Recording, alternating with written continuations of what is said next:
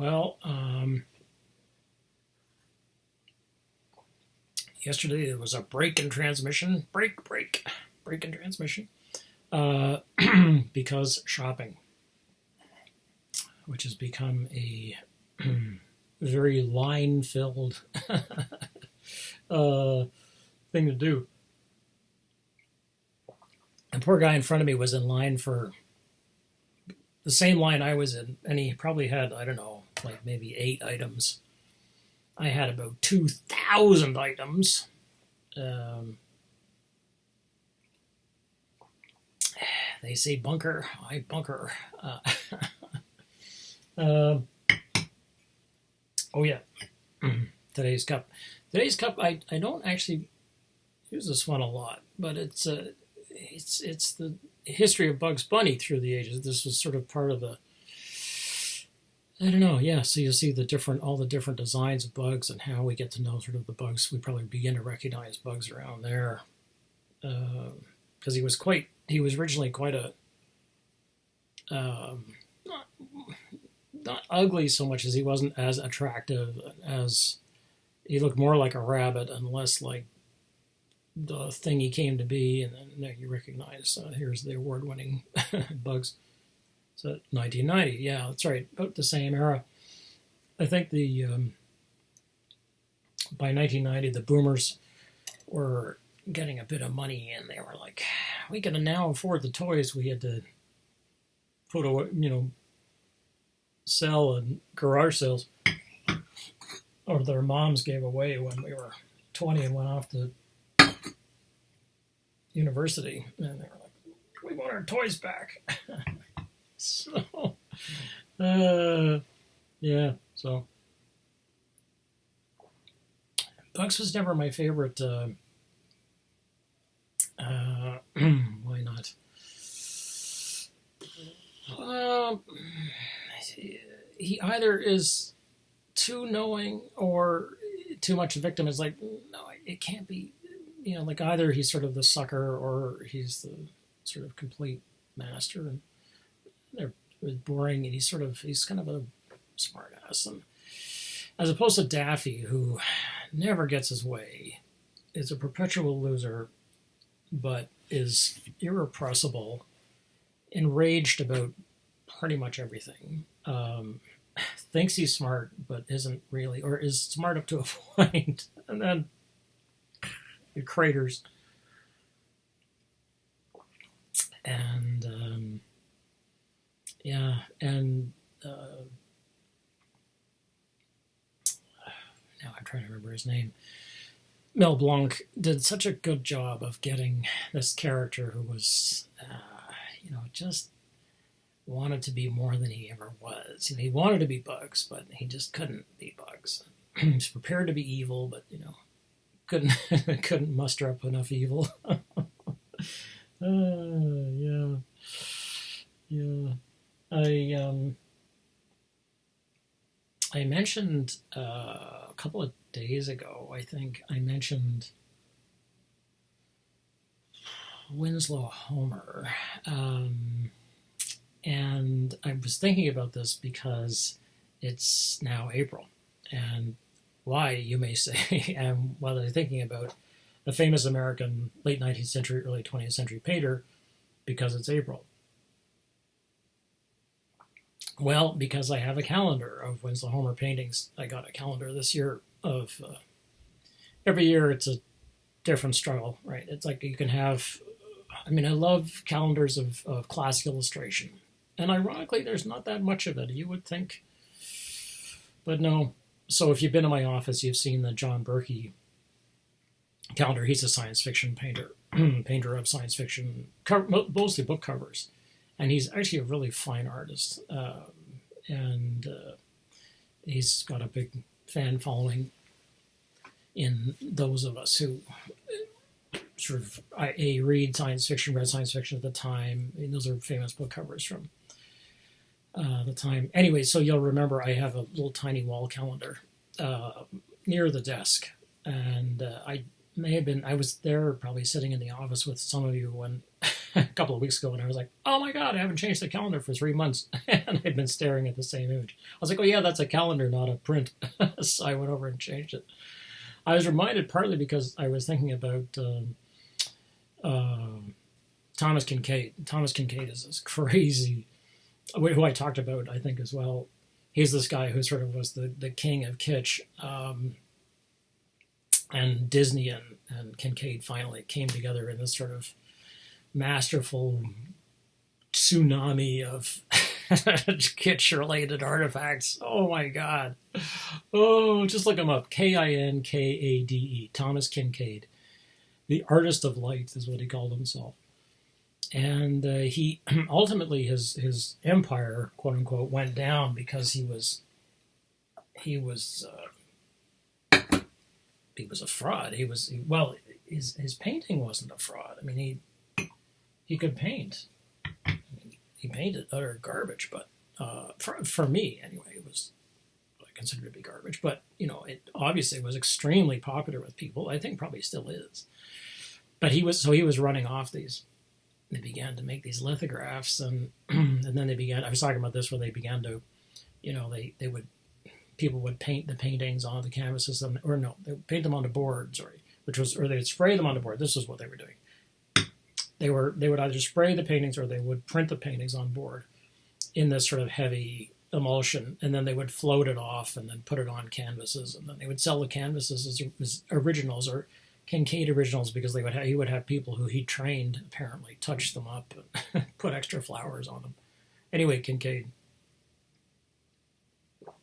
Was a very unpleasant dude. It's a sad story. I mean, he was profiled by Susan Orlean. If you're looking for a good book to read, I cannot highly enough recommend her most recent book, The Library Book, which is about the fire in the Los Angeles City fire, this Los Angeles City Library, main library fire, Central Library fire in 1985. And she is such a fine writer. Oh man, she's good, and she tells the history of the library, but in such a really fine way. So anyway, I recommend it. It's a page turner. Even if you're a nonfiction reader, Susan Orlean, she is famous for writing a number of other. She's a famous writer, famous for writing other nonfiction books. One of which was turned into one of those awful. Okay, for me, I'm not a Philip Kaufman fan. One of those movies with bloody hell, with Nicolas Cage before he became crazy Nicolas Cage. It's another crazy person. Adaptation. That's what I was thinking of. Yeah. Anyway, she wrote The Orchid Thief, which was about the man who is the Orchid Thief. He has no teeth, and he's played by Chris Cooper, who does a really good job. Anyway, all of this is to say I've been thinking about Thomas Kincaid, who, if you look him up, you'll see that he undercut it. Like he's had these Thomas Kincaid signature galleries. It was a franchise. And then he started to undercut the franchisees, and oh, what a nightmare. And he bilked people out of hundreds of thousands of dollars, and oh my God. So they put him in the clink, and he got out, and he was an alcoholic, and it's a very sad story. But first, I mean, it's sad enough to destroy your own life, but it's like, please don't defraud people. Anyway, whatever. So I didn't come here to say that. I didn't come here to tell this particular story. I came here to tell the story of the fact that it's April 1st. I'm not fooling about any of this stuff. I hate. No, I don't do April Fool's jokes. Not since I was told to go upstairs and look for the pink elephants in my trunk. I must have been 5, I think. I was very, very disappointed there weren't any there. And after that, I was like, I lost my flavor. If I ever had any flavor for practical jokes or April Fool's jokes, I lost it that day. Boy, it was like Easter without the Easter without the second coming. can you just imagine, and it's like, and we've decided to move April Fool's Day. It's also, they used to talk about, Easter is a movable feast, right? It moves around because it's lunar. Okay, whatever. And, the second Monday after the moon in the first month of the whatever. Okay, sure, that's a system. That's a good system for belief because it's completely under your control and nobody else controls it. Anyway, so can you just imagine like moving April Fool's Day up to Easter? And you're like, oh, this year, no second coming. Surprise! Remember we said Jesus was going to... No, we were just getting April Fools. And now we're going to have the Easter egg hunt on April the 1st. I could get behind that. No fooling. Anyway, so to give you an idea of the Winslow Homer that I was talking about, because this is another one of these. You got Winslow Homer's a beautiful, it's an amazing painter. Can you see that? I can't see a damn thing. They should drill a hole through these books so I can see them. Yeah, that's pretty good. So you can see here, these are watercolors. Wow, look at these. They're just gorgeous. And then he went to he was in the Bahamas. He's a nature painter, basically.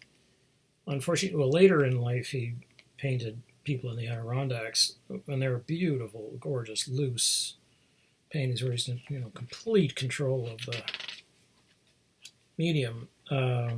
But he often, painted people killing things. Anyway, he spent some time in the Bahamas. Let's see if I can find it. There was one painting. These are a couple of beauties. Yeah, check that out. Wow, look at those clouds. They're just up there, lofty. And these beautiful oranges. Wow, good. And amazing, eh? And he's famous for these are the kinds of things that he's sort of famous for later. So he always painted at the ocean. I don't know how he did it because, he went and sketched, but his observation, he was so good. And he painted these amazing oil paintings too, which are one of them.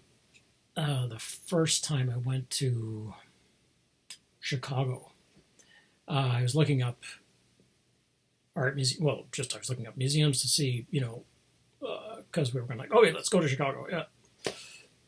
Then we'll just go see whatever art they have, everything they've got. We're going to see every piece of art they've got, which we kind of did, and yeah, that was amazing too. I went to the Vietnam Veterans Art Museum. Wow, it was astonishing. Met a couple of the artists. Anyway, another story. So I was looking up to see, what was at the Chicago Art Institute. And I nearly fell off the chair I was using at the time, which was a tall stool, for looking at the computer because the herring net is there. And the herring net is this astonishing painting of these guys working in full slickers. And these would have been actual oil slickers. So I think that what they did, I'll ask my sister about this because she'll know better, because she's a garment gal. She knows about garments, making things. But I think they used to take burlap and coat it, like dip it in. I think they were basically animal glues, like fish glue and things like that. This is before rubber, obviously, or before they could figure out how to stabilize rubber so it wouldn't just break apart.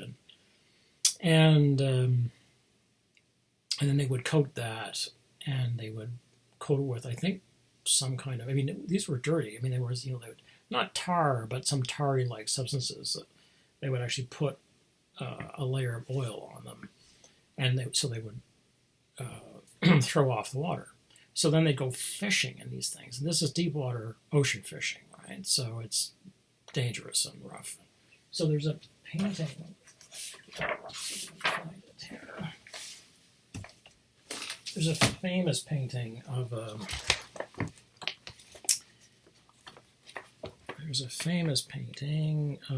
the Lifeline, which is a woman being brought in from a shipwreck, and they are very dramatic paintings indeed. But the herring net, I may not be able to find it in time, so you can look it up. The herring net is one of these incredibly, well, to give you an idea of what I'm talking about in terms of the sort of the drama of it all. Like, here's a close-up of the undertow, where these dudes at the time are bringing in somebody who was caught in an undertow. And you can just see, wow, look at that. You know, that's an oil painting, right? So he did study upon studies for that. Now that was 1886, so yeah. Here's the herring net, yeah. Oops. Yeah, there it is. Okay, I know it doesn't look like much. I know you're like, well, Tim, it's just a couple of guys bringing in sardines. But these paintings are just beautiful. They're some of the best paintings that you're ever going to see. Amazing. And so I looked it up, and it's at the Chicago Art Institute, and this is one of those stories where we went, and there it was. Well, I hadn't even gone looking for it. We got into the museum and was like, oh, it's the first thing you do in the museum, you put down all your stuff, you check all your crap so you don't have to walk around with it. And then you go to the bathroom because you're going to go into the galleries and you don't want to be standing there thinking, ooh, I would focus on this, but beautiful colors, except they remind me that I have to go to the bathroom. So you want to go to the bathroom. And then, I went downstairs to the bathroom, but there was the herring. I couldn't believe it underneath the stairs. I went down to the bathroom and like, there's this amazing Winslow Homer, and they've got it down in near the loo. What the heck is that about? Jeez, poor Winslow Homer. He must have been spitting in his grave, poor guy. Anyway, I went back upstairs, said to my fellow traveler who was a patient, the herring net's downstairs, you gotta come see this, check it out.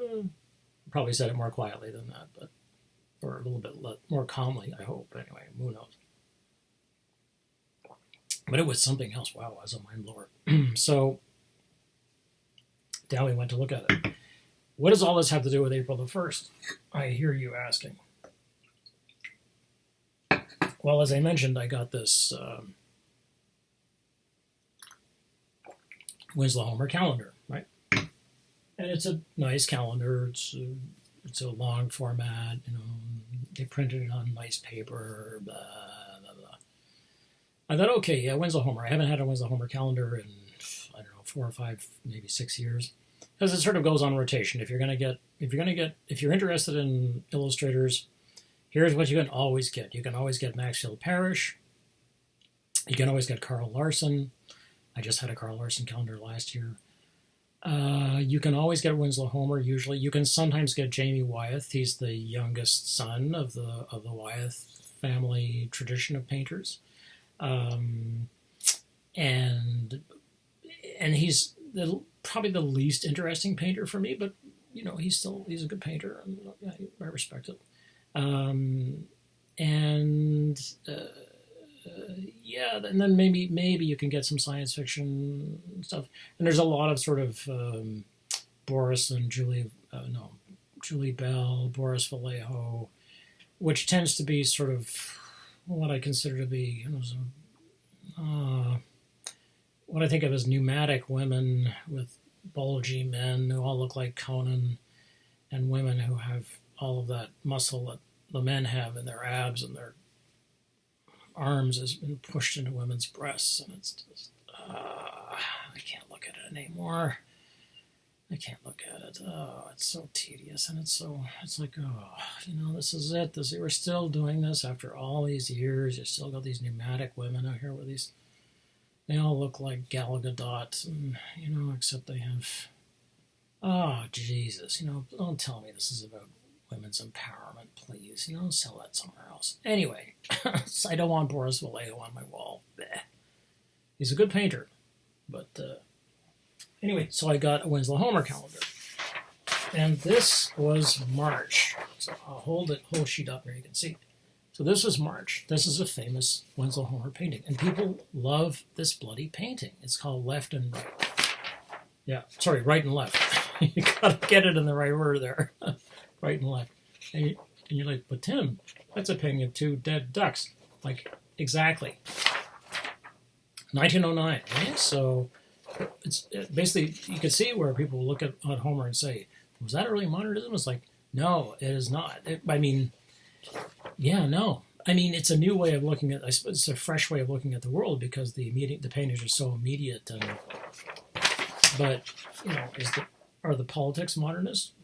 Not really. I mean, he paints women. He paints strong women. That's very good, and they're not. They're not. The style for women's beauty at the late 19th century, early 20th century was not that women were, anorexic twigs. So that wasn't. But he did paint women as strong. Especially the fishwives in color coats, they're standing on the beach and they're like, whoa, they're waiting for the catch to come in, and they're gonna, they're fishwives, they're waiting, and they're gonna make their living. Anyway, yeah. So this is the painting that I've been staring at for all of March. Of all the Winslow Homer paintings, they had to put this one in. Jesus, I hate this painting. Why do I hate this painting? Because it looks to me like. Now they're supposed to be fishing, right? I mean, these are ocean-going ducks, which there are a number, and or birds, I guess I should say, and they're very they're survivors, right? I mean, they're tough, and they go out and fish. They stay near land relatively, I think. But I think they just land on the surf, and they land on the ocean, on the open ocean. They just bob along, because of the eider. Well, it's not eider because they're not eider ducks, but the down that we use, of course, we take them, kill them, get the down. And so I assume that he probably was looking at stuffed models of these, and plates probably of, he probably had to observe them to figure out how to paint them and so on. But anyway, this painting, for some reason, is a big deal. And, it's like, it could be understood as being animation, and, where the first duck is about to dive. This duck is about to dive, and this one is dived and it's flying up. So I guess you could say that it could be modernist after all. That it's about action. I guess you could say that. But I just find it dead. I look at it. I've seen the original, and it's a big painting where HerringNet is so vast. The idea that.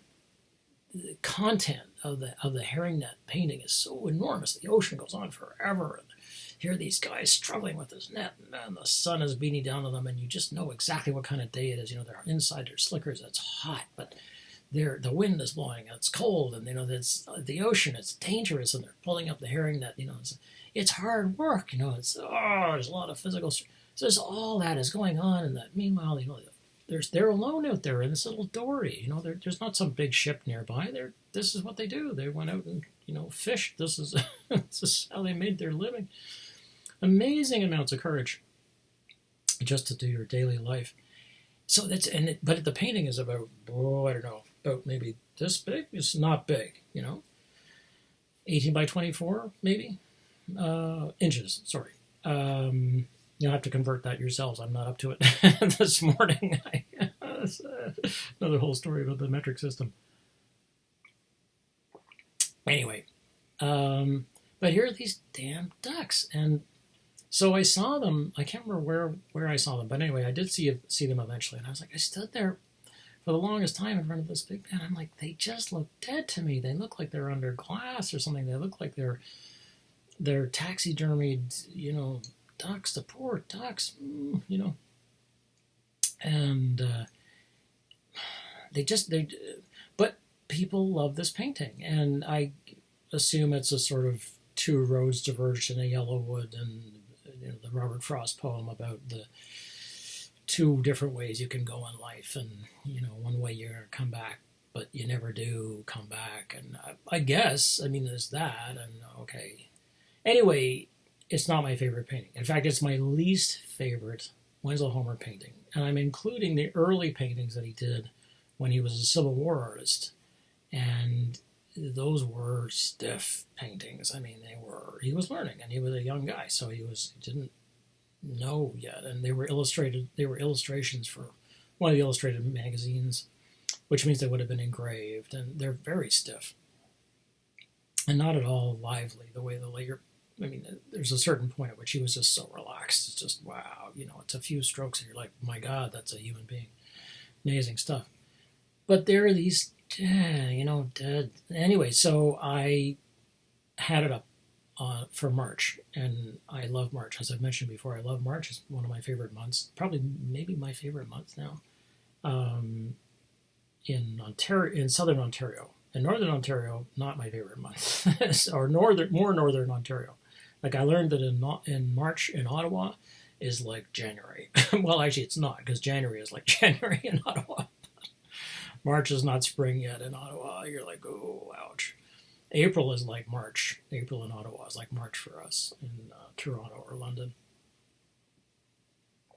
or anywhere down here in what my father used to call the banana belt. I always thought that was cruel. He was like, where are the bananas? April Fool. No bananas. Like, banana belts, it's freezing down here. Jesus Christ. And it was a lot colder when in the 60s and 70s. Oh my God, Toronto was a cold city. Yeah. Whew. Anyway, so every day I would get up and stare at left and right, these two damn ducks, and think, I am going to learn to like this painting. I'm going to stare at this painting all month. And I thought, in the middle of the month, I was like, that's it, I give up. I'm going to put up, a friend of mine sent me a nice little postcard book of Winslow Homer famous paintings. I thought, I'll stick one of those over this. I was like, no, don't quit. Stick with the painting. You will learn. This is how you learn to like something. I have been spending time, decades, trying to learn to like the cello, and I have a terrible time with the cello. It's starting to improve, but for 20 years of my life, I'd hear a cello concerto. Oh, couldn't do it. A cello sonata. No way. Absolutely. Solo cello? I could throw myself off the balcony. Forget that. Ugh. And I eventually figured it was because I think there's a vibration about the cello, which produces this. It's like, oh, no, this is not good. Anyway, that's another whole story. So there I was looking at this picture, the painting equivalent of a cello. And I thought, I got to cover that up. I was like, no, you're just going to look at it.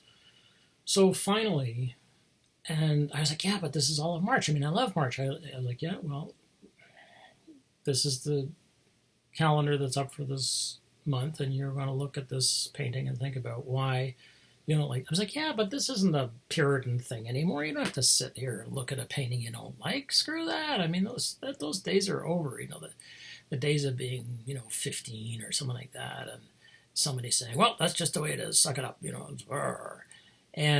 or I don't know, you're doing a job, you've got a crap job, and you don't want to do. It's not that bad, but it's not as though you're being tortured every day. You gotta it's like, so what, are you bored? Oh my God, you're not in love with your coworkers. Oh no, What a concept, you know. Go to work. You want to be paid? Go to work. And shut up about it. So, you know, that's sort of most of your young life. You know, it's like people saying, you gotta learn. You're not gonna like a lot of the things you have to do in life. So you can just put this record on.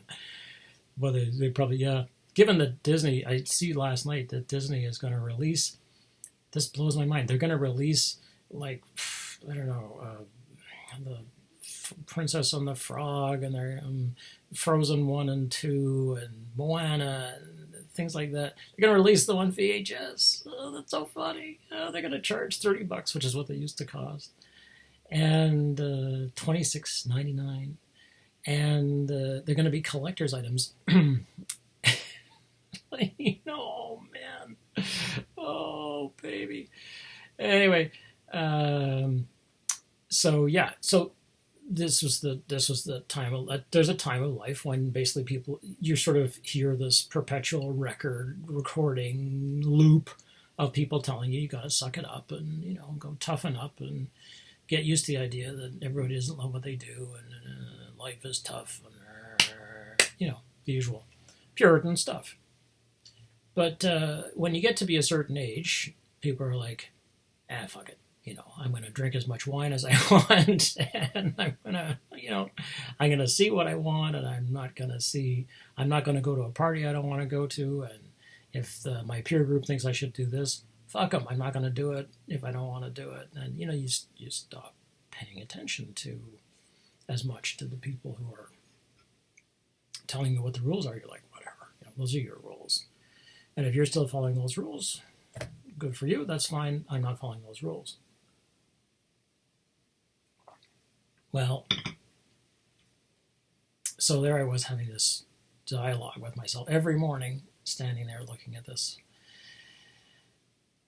calendar and thinking, painting. Come on, Winslow. And what were they doing? Why didn't they put it on February? I mean, they put the worst with the, although February's not that bad a month either. Anyway, so I struggled with it. And I thought, yeah, I'm going to leave that damn painting up there. I was like, yeah, why? You know, are you torturing yourself? Do you think it's going to make you a better person? You know, nah, it won't. Some amount of toughness, yeah, you do have to sort of toughen up. You do have to, one does have to learn to handle difficult situations. That's true. You know, we do start off as being, many of us, very protected. Many of us not, but many of us are lucky enough to be protected. I don't know, lucky enough to have a family that is looking out for you, which I think is a very, very lucky thing. Maybe one of the luckiest things in your life is to have a family that actually cares about you and looks out for you. So I thought, no, I'm gonna, for whatever reason, I'm not taking this picture down. And I don't know why, but I'm not taking it down. It's not because I don't want to quit or something like that, but it's because the painting bothers me. But now it's bothering me that it bothers me.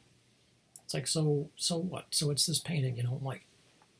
So it feels dead to you. It doesn't feel like a live thing. It's a strange, you know, okay, 19th century feeling sort of object of, you know, showing humans. But at the same time, these birds are alive. There's no doubt about it. I mean, they're not well painted for me. I mean, I couldn't paint these birds, but they just don't do anything for me. Well, actually, they do the opposite of doing something for me, right? They do something bad. They do something for me, but it's just not a good thing. It's like, So they make me think of death. It's like, well, and not in the kind of way that, say, Isle of the Dead makes me think of death, or Giger's paintings from the guy who did Aliens, you know, Alien makes me think of death. It's like, no, this is different. In a sort of morbid, kind of unpleasant sort of way. And I'm like, So, but I stayed with it. And then April. And April is a beautiful painting of two people on the shore. Okay, perfect, great. That's, you know, so now it's a good month. Well, you know, it's, part of it has to do with accepting that for whatever reason, the people who chose this, who chose the images in this calendar, which is otherwise a very nice calendar, decided that this painting, this famous painting, would go on this month. Okay, so, and it could be a struggle, or it could stop being a struggle. You could say, well, I'm not fond of this image, but I will pay attention to it.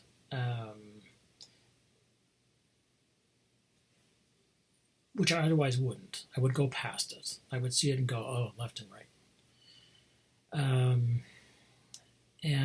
Or is it right and left? Right and left. Yeah, I was thinking left and right, and it's unusual for a Christian to start with left. But anyway, yeah, right and left. Okay, I should remember that. So, and then towards the end of March, I thought, now I'm so far into this. I mean, I'm 3 weeks into this. It's another week, and I was like, yeah, but it's just another week of me spending my life. Like I only consider that I have this moment really to live. I don't consider that I'm going to have another hour of life. Like this is the time I'm living right now. I'm standing here looking at this calendar, and it's not pleasing me. I'm like, yeah, but it's making you think, right? I'm like, yeah, it's making me think, but so like a toothache makes me think too. I'm like, yeah, but this isn't a toothache, And so I'm having this whole discussion with myself about, and the Puritan is having a struggle with the part of me that's like, screw that, there's no time for stuff you don't like. It's like, well, but you have to make time for stuff you don't like. It's like, yes, there are times that things happen and they don't kill you, but they kind of drive you a little bit. They're just not your favorite thing. It's like being stuck in, or as they say in Britain, or not getting to do the next thing you want to do, or having to do something else first. And you're like, yeah, I'm not in love with this, but at the same time,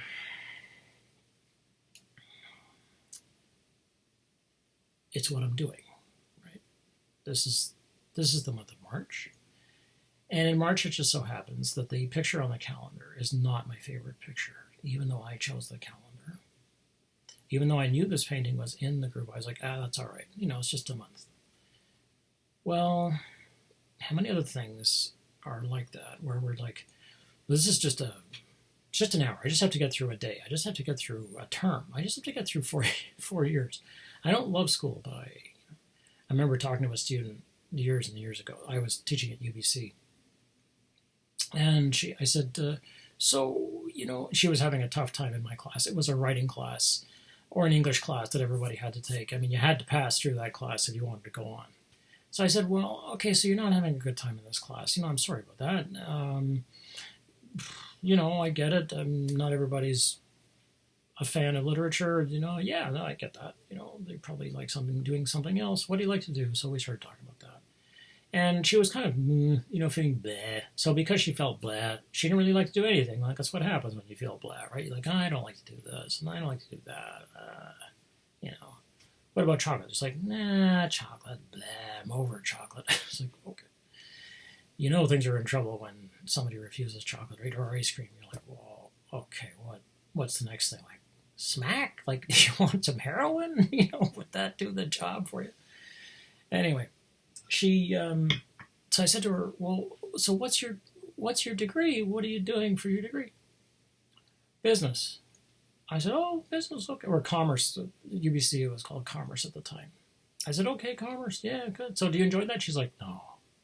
I'm like, right, so you're doing a commerce degree. And she's like, right. And I said, so what's the thinking there? She said, well, I'll get a job. I said, you'll get a job, but you don't like your courses, right? And she says, yeah. I said, is there any one of them that you like? She said, no, I don't like any of them. I'm like, okay, so all the commerce courses you're taking, you don't like any of them? She's like, no. I said, do you get any pleasure out of them? She's like, no, it's just a drag. It's just awful. And I said, so you're doing this program because why? And she's like, well, I'm going to get a job. And I said, you're going to get a job? She said, I'm going to make lots of money. I said, okay, you're going to make money. And you do understand that you're going to go out into the world. Well, she said, I just want to get this degree over with. And I said, okay, yeah, we've all been there. We've all sort of had to do things that we just, you just are in it for the, well, it's a bit of a marathon and you have to just sort of do it. And so she said, yeah, and then it'll be over. I said, that's true. It'll be over. And then you're going to get a job. She's like, right. Yeah. And I said, so you're going to get a job doing what? She's like, well, in business, I guess. I said, right. Doing something you were trained to do in your commerce degree, right? She's like, yeah. Now, at this point, she was in third year, so I guess the dime was beginning to drop. It's just an old phrase. I don't think we use that anymore. But basically, in a payphone, I don't even know if there are any coin payphones anymore. There must be. Talk about a class war. You don't want people to make phone calls. Give the homeless people change and make sure that there is no payphone they can use. There must still be some coin-operated phones. I don't know where they are, frankly, but yeah. Anyway, there's a class war for you right there. Anyway, so when you put in what used to be a dime to make a phone call, that's a long time ago. Before that, it was a nickel. Before that, it was nothing. You picked up the phone, you were like, can I please just be connected with it? There wasn't nothing. But anyway, so you would hear the coin would drop, and you'd pick up the phone and dial, and you'd hear beep, beep, beep, beep, and then, or you'd use a rotary dial, because the payphones used to be rotary, and then the call would go through, and you would hear the coin go ka-clunk, and it would drop into the bank, basically, inside the machine. And that was it. Like, whether or not somebody answered your phone, the phone was ringing, and I answered your call, the phone was ringing, and the phone company collected your money. This reminds me of a famous Elaine May, Mike Nichols, quite long skit where he's trying to make a call, and he cannot connect the call, and the phone company keeps collecting his dime, and he gets a series of intransigent operators who will not help him until finally he gets a senior operator, Miss Jones. Oh, Miss Jones, and he's had such an emotional experience. It's very funny, but you sort of have to have gone through that to get the humor in this. Anyway, maybe I'll send the link to you. I'll see if I can find it. Anyway, so your dime drops. So I think at this point in your third year, as I was beginning to ask these questions, the dime was beginning to drop a little bit. I think she'd had before, but I think she was in denial about it. So she said, yeah, I'll be doing those things I have been training to do. You could see it's like the poles were connecting there. The circuit was connecting. The electricity was beginning to run around inside the circuit. There's oh shit. And then she said, but I'll be making money. I'm like, that's right, you'll make money. Yeah, if you can go on doing the work, because you can hate a job so much that you can't go on doing it. She's going, no, I'll do it. I was like, okay. Well, you're the boss. So I looked at this calendar, and I looked at the grid of images that they always show you, and I was like, yeah, these are nice images. Yeah, sure. Yeah, let me have that calendar. Oh, I see right and left. Oh, well, it's just a month. I'll figure that out. And I got to it, I was like, oh yeah, here's right and left, and I put it up. And then I started the struggle. And really what it comes down to is that this painting is what was my task, basically, just every day, to look at and think, I am not fond of this. Why? Or, I'm not fond of this, so what? It's not going to make my day worse. It's not even going to make this time I'm standing here just looking at it worse, particularly. I'm going to see things in it that I didn't see before, the way the ocean was painted. Think about what was he thinking? What was he thinking when he painted this painting? And for the next month, I didn't really think about this consciously. It was just I just left it up there because I was like, this is bugging me, so I'm going to leave it up there because it's bugging me. So if you're feeling bugged now, which you probably are, bugged by something. I can't do this. I can't, this won't happen. And I know, I get it, that it may be serious stuff. It's like I can't find a job. I'll never find a job. It's like people have jobs right at the moment in the world, and they can't go to them. You will find a job. Life will begin. But this also is life, right? So that we stand there and look at this image of something which doesn't please us. It doesn't necessarily enrage us, but it doesn't please us. And we think, why the hell do I have to be made to tolerate this? And there's no good answer for that. It just is up there. This picture's up there. Now, I could have changed it. But instead of that, what I wanted to do was see if I could change what I was saying about it in my head. So I could look at it and say, all right, there's right and left. And, okay, So if it's bothering me, I'll let it go past me, knowing that I don't want the days to pass, particularly. I want to live each day. And I don't want to make this month vanish. And I don't want to cover over what this month is. Whatever it is. I don't want to cover it over. I don't want to miss it. And that's a really hard thing. Because the harder the thing is, the more you're like, is this... Like, what now do I have to be grateful about the fact that, I'm seeing something I don't like? It's like, well, yeah, I guess. I mean, after all, I could have been looking at an eviction notice for a month, or I could have been looking at a death notice, or just something like a horrible picture that I found nothing in whatsoever. So this picture was like a thorn in my side, and it kept making me think. It's like, what's the problem? What's the problem, Tim? What's your problem? And so when I got to the end of the month, I thought, yeah, I don't really have a problem. I mean, the painting is the painting. So what's going on inside my head? That's my problem. So I can change that. That's the one thing that I can probably have an effect on. So, what's on your calendar is kind of I suppose, one way of looking at that.